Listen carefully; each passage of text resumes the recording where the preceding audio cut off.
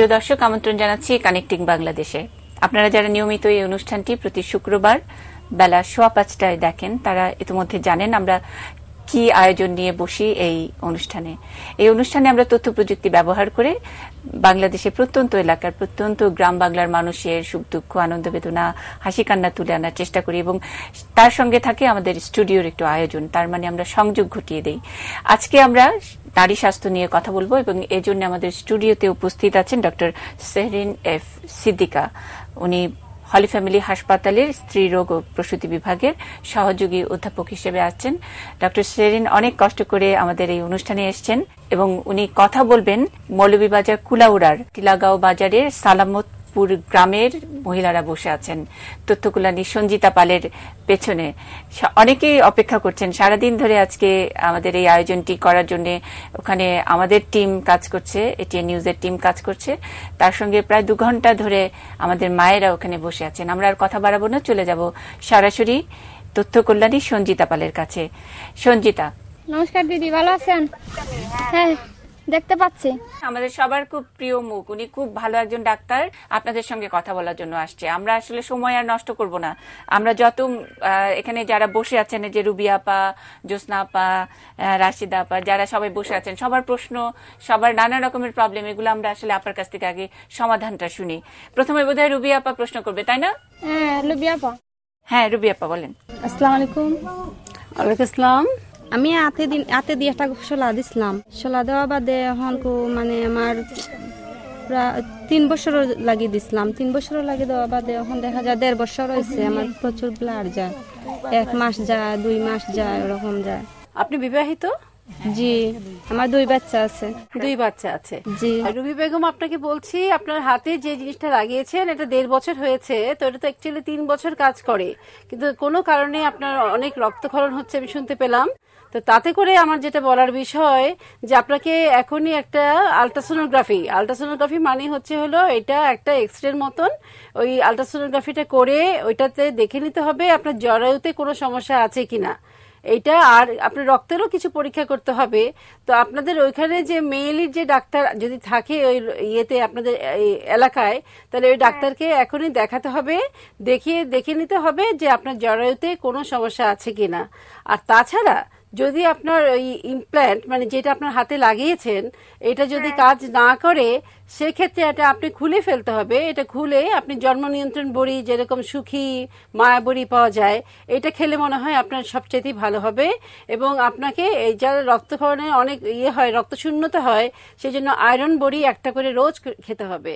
তো আপনি আপাতত আয়রন বড়ি খান, আর আপনি জন্ম নিয়ন্ত্রণ বড়ি শুরু করে দিতে পারেন, কিন্তু তার সাথে আলট্রাসোনোগ্রাফি করে দেখে নিতে হবে যে আপনার জরায়ুতে কোনো টিউমার বা অন্য রকম কোনো সমস্যা আছে কিনা। তো আমার মনে হয় আপনি এখনই কোনো যে ডাক্তারের সাথে যোগাযোগ করবেন। সঞ্জিতা দে, আমি যে রুবি আপার প্রশ্ন আমি আরেকটু করছি, সেটা হলো যে ওনার তো 3 বছরের জন্য ইমপ্লান্টটা ছিল, সেটা 1.5 বছরের মাথায় ওনার যে প্রবলেমটা হচ্ছে খুলে ফেলতে হচ্ছে, এটাতে ওনার মানে পরবর্তী কোনো অসুবিধা হবে না তো? মানে এটা তো অনেক সময় ভয় পাচ্ছেন আমার মনে হয়, ঠিক না রুবি আপা? হ্যাঁ। না, এটা 2টা জিনিস হয়। একটা হলো যে নরপ্ল্যানটা একটা জিনিস লাগানো থাকে একটা বাহুর মতন, এটা থেকে প্রোজেস্টেরন নামে একটা হরমোন সবসময় একটা নির্দিষ্ট পরিমাণে রিলিজ হয় রোজ। তো কোনো কারণে এমন হতে পারে যে সেটা সেই পরিমাণ নিশ্চিত হচ্ছে না, অথবা যেই পরিমাণ হচ্ছে তার বডির আরো, তার শরীর আরো বেশি লাগছে। সেই ক্ষেত্রে একটা করণীয় আছে যে ওইটা রাখা অবস্থায় পিল খেতে পারে।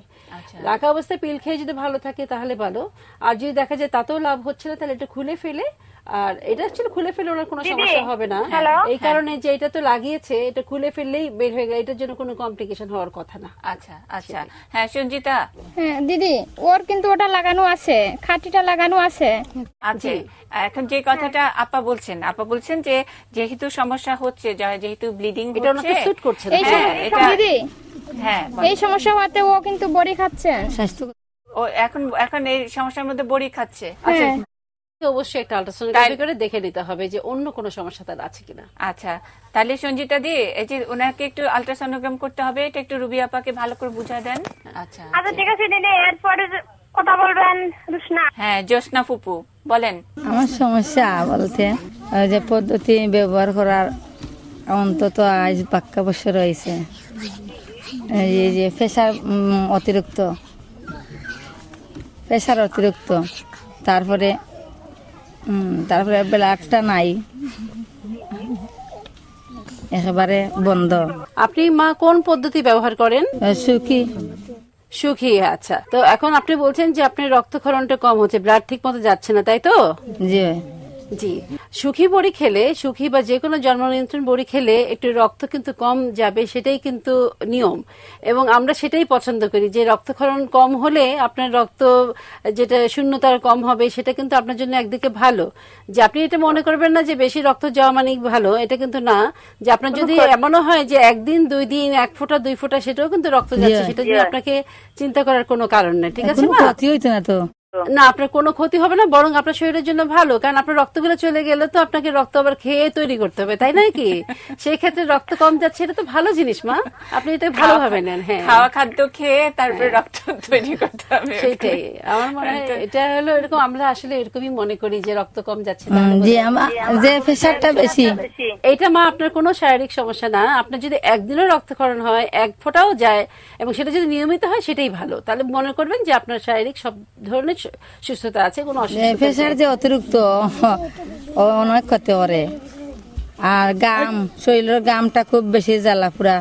আপনার জ্বালা পোড়া হওয়ার একটা কারণ হতে পারে ঘাম অতিরিক্ত হয়। এটা তো এখন তো গরমের দিন, আমাদেরও হচ্ছে মা, সবারই হচ্ছে, কিন্তু কথা হলো যদি অতিরিক্ত ঘাম হয়, জ্বালা পোড়া করে, অনেক সময় রক্ত শূন্যতার জন্য এটা হয়, সেই ক্ষেত্রে আপনি আয়রন বড়ি খেতে পারেন, ভিটামিন ট্যাবলেট খাইতে পারেন, খাইলে ভালো লাগবে। আর তাছাড়া তাই বা খাইতে হবে কেন, এখন তো শাকসবজিতে হাই প্রেশারের সাথে আয়রন ব্যবহার করা যায় না তো। আপনি এই যে কচু খাবেন, কচু শাক, কচু লতা, কচুর মুখী, এগুলো কিন্তু প্রচুর প্রচুর পরিমাণে আয়রন। লাল শাক খাবেন, পালং শাক খাবেন।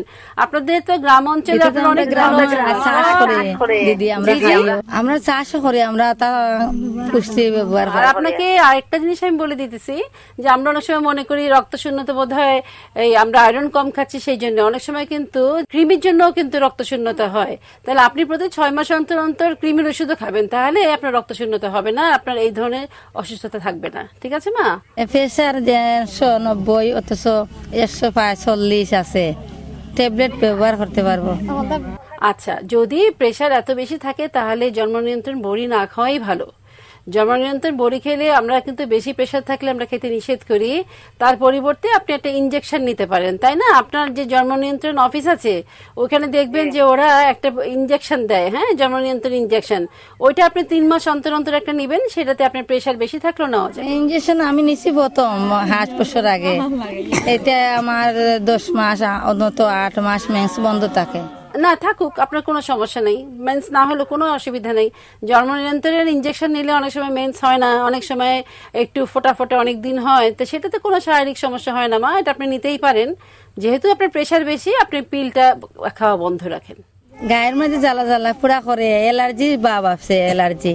আচ্ছা, অ্যালার্জির ভাব এটা অনেক সময় ধুলাবালির থেকে হয়। আপনি ধুলাবালিগুলো দেখবেন যে যেন গায়ে না লাগে, গা পরিষ্কার পরিচ্ছন্ন থাকবেন। এরপরেও যদি অ্যালার্জি থাকে তাহলে অ্যালার্জির ওষুধ আছে, আপনি সেইটা খেতে পারেন। তবে আমি মনে করি যে আপনি যদি ওখানে অঞ্চলে কোনো ডাক্তার থাকে তাহলে দেখাই নিতে হবে। অ্যালার্জি অনেক সময় দেখা যায় যে এটা অন্য অসুখের জন্য কিন্তু হয়, তাহলে এটা একদিন ডাক্তার দেখা উচিত। আবার স্ক্যাবিসও খুব হয় এই সময়টায়, হ্যাঁ, তাহলে আপনি ডাক্তারকে দেখায় যেইটা বলে সেই চিকিৎসাটা আপনাকে নিতে হবে মা। জি আচ্ছা, ঠিক আছে সঞ্জিতা, এখন আমরা শুনবো রেহানা। হ্যাঁ, রেহানা আপার কথা। আমার মেসে একটা সমস্যা যে মানে 2 মাস 3 মাস পর হয় আর খুব বেশি বেদনা থাকে, আর অতিরিক্ত গেলে মাথা ঘুরায়, আর হাতে পা সেট হয় না, শরীর খুব দুর্বল লাগে। আপনি তো বিবাহিত? জি না। আপনার বয়স কত? 18। আপনার বয়স 18। আচ্ছা, আপনার মাসিক কত বছর বয়সে হয়েছে মা? 14 বছর বয়সে। আচ্ছা, আপনার কি এইরকম অতিরিক্ত যাওয়া এবং 2-3 মাস অন্তর অন্তর হয়, এটা কি আগেও হতো নাকি এখন হইতেছে? আগে হয়তো খুব বেশি, এখন একটু কম আছে। আপনার ওজনটা কি বেশি নাকি কম, নাকি হালকা পাতলা? হালকা হালকা, খুব হালকা। খুব হালকা না, ওজন আগে আছিল, আগে আছিল এখন একটু হালকা হয়ে গেছে। আর তো আমি আগে মোটা সেটা ছিলেন, এখন এরকম হালকা পাতলা হয়ে গেছেন না? ভালো তো। আচ্ছা, তো আপনার 2-3 মাস পর পর যদি মাসিক হয়, এটা কিন্তু সাধারণত দেখা যায় যে ডিম্বাশয়ের কোনো সমস্যার জন্য এটা হয়, হ্যাঁ। তো ওইটা যাদের অতিরিক্ত ওজন যদি বেশি থাকলে সেটা নিয়ে চিন্তা করার বিষয়। আপনি যেহেতু হালকা পাতলা, আপনার তো ভয় পাওয়ার কোনো কারণ নাই। তবে এইরকম ইরেগুলার হইলে পরে যে আমি আবারও একটা প্রশ্নই বলতেছি সবাইকে, যে আপনারা ওখানে ডাক্তার দেখালে খুবই ভালো হয়। একটা আলট্রাসোনোগ্রাম করতে হবে, করে দেখতে হবে যে আপনার ডিম্ব নালীগুলো ঠিক আছে কিনা। আর এরপরে এরকম নিয়মিত করার জন্য আমরা জন্ম নিয়ন্ত্রণের মতনই একটা ওষুধ দেই, ডায়ান 35, GAINE, গায়ান, একটা ড্যাশ লিখে লেখেন 35।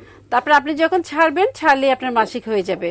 মাসিক হয়ে গেলে আবারও প্রথম দিন থেকে আবারও একটা করে খাওয়া শুরু করবেন। এরকম 4 থেকে 6 মাস খাবেন, আপনার মাসিকটা নিয়মিত হয়ে যাবে। হ্যাঁ, এখন কে কথা বলবে? রুবিনা এখন রুবিনা, একটু বয়সটা বলে নিতে হবে, আমরা বয়স বুঝতে পারি না। রুবিনার একটু সমস্যা, দিদি ও কথা বলতে পারতেছে না, ওর মা কথা বলবেন। রুবিনার মা কথা বলবে। আচ্ছা আপা, আমার মেয়ের একটা মেন্সের ব্যাপারে একটা কথা বলি, আপনি খেয়াল করেন যান। আজ 2 বছর 3 বছর হয়, প্রথমবার হওয়ার পরে ও রেগুলার মাসে মাসে ক্লিয়ার হয় না। বয়স কত মেয়ের? মেয়ের বয়স 15। আচ্ছা, ওর মাসিক শুরু হয়েছে কত বছর থেকে? 12-13 বছর ধরে মনে হয়। আচ্ছা মা, তো এটা একটা সুখের খবর যে 12 বছরের মধ্যে তার মাসিক হয়ে গেছে, তাহলে আমাদের সেই চিন্তাটা নাই। তো আপনার জানার জন্য বলতেছি যে মাসিকের পরে 4 থেকে 5 বছর এরকম ইরেগুলার হতেই পারে। কারো কারো এমন হয় 3-4 মাস পরে হয়, কারো কারো এরকম হয় মাসে 2 বার হয়। এটা কিন্তু ভাববার বিষয় না, এটা 4-5 বছরের মধ্যেই ঠিক হয়ে যাবে। আপনি এটা নিয়ে কোনো রকম দুশ্চিন্তা করবেন না।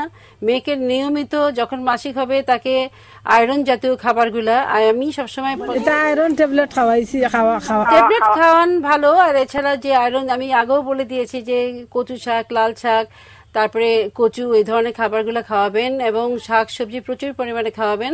ওর বয়স এখন 15, ওর 18 বছর পর্যন্ত এরকম ইরেগুলার হতে পারে, অনিয়ম হতে পারে। এই অনিয়মটা স্বাভাবিক, এটা নিয়ে ভয় পাওয়ার কোনো কারণ নাই, ঠিক আছে? খালি আপনি খেয়াল রাখবেন মেয়েটা যেন অতিরিক্ত মোটা না হয়ে যায়। যদি অতিরিক্ত ওজন বেড়ে যায় সেই ক্ষেত্রে কিন্তু একটু সমস্যা আছে। মেয়েটা এখন খুব দুর্বল, তারপরে ডাক্তার দেখাইয়া ক্যাপসুল খাওয়াইয়া এই ব্লাড বন্ধ করি। আচ্ছা, তো আপনিও একটা ভিটামিন, আয়রন এইসব খাওয়াতে পারেন। আপনার আর কোনো চিন্তা করার কোনোই কারণ নাই। আমি আপনাকে আবারও মনে করাই দিচ্ছি যে ওর বয়স এখন 15, আরো 2-3 বছর এরকম ইরেগুলার থাকবে, তারপর নিয়ম হয়ে যাবে। একবারে দুর্বল, এখন মাথা খাড়া করতে পারে না। মাথা খাড়া করতে না পারলে তাহলে একটু রক্ত শূন্যতা আছে কিনা আপনি বেশি খাওয়াবেন, এবং আমার মনে হয় যে রক্তের একটু পরীক্ষা করে নেন, রক্তে হিমোগ্লোবিন আর ব্লাড সুগার, রক্তের চিনিটা দেখতে হবে একটু। এরপরে আজ 2-3 মাস আগে একটা বেদনা, সবাই কয় কি বেদনা, ভয় পাই গেছি ম্যাডাম। তলপেটে বেদনা নাকি শরীরে বেদনা? সাইডে তোমার বেদনাটা আছে, তলপেটে। আচ্ছা, এটা কি ডান সাইডে না বাম সাইডে মা? ডান সাইডে। ডান সাইডে বেদনা হলে একটু কিন্তু চিন্তা করতে হবে। আমাদের একটা অন্ত্র আছে, এটার নাম হলো অ্যাপেন্ডিক্স। সেখানে যদি ইনফেকশন হয় সেখানে কিন্তু হইতে পারে, তাহলে কিন্তু অবশ্যই ওখানে কোনো ডাক্তারকে আপনার দেখাতে হবে। আর এছাড়া ওর কি কোষ্ঠকাঠিন্য আছে? পায়খানা শক্ত হয়? নিয়মিত পায়খানা হয়? না দিদি, এটা সমস্যা আছে। আচ্ছা, যদি না হয়, ডান দিকে যদি বেদনা থাকে তাহলে ওখানকার যে কোনো ডাক্তারকে অবশ্যই দেখাতে হবে যে অ্যাপেন্ডিক্সের কোনো সমস্যা আছে কিনা, ঠিক আছে মা? আচ্ছা, আমরা এখন রাশিদ আপার কথা শুনবো। আচ্ছা ঠিক আছে, বলেন রাশিদ আপা। আপনি কেমন আছেন? আছি আমি, ভালো আছি, বলেন। আমরা তো অসুস্থ। না অসুস্থ না, কি বলেন? এটা কোনো অসুস্থতা না, এটা আবার সমস্যা হইলে হাতে ভাঙা, খুব চাবানি হামলানি সমস্যা, কোনো হাত ফাম করতে পারে না, মাথা ঘুরায়, শরীর দুর্বল অনেক, কিছু কিছু খাসিও আছে, খাওয়ার রুচি একটু কম, খাইতেও পারি না ঠিক মতো। আপা একটু বয়সটা বলেন। বয়স 40 হইব।